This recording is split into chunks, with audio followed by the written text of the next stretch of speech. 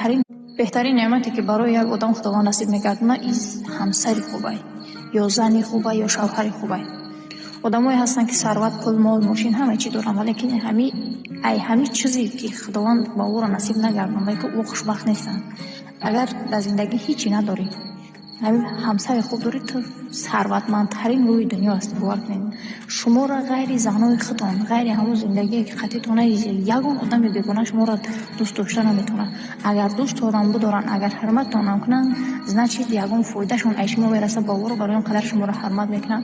تا وقتی که با او را یگان چی میکنین شما را حرمت عزت میکنن، میگن که به من میرم بگیرم زندگیم پیش میره.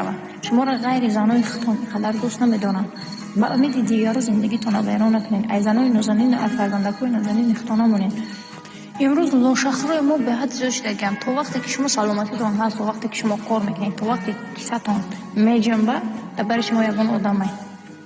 وقتی که ندارین ببینین که کیه براتون.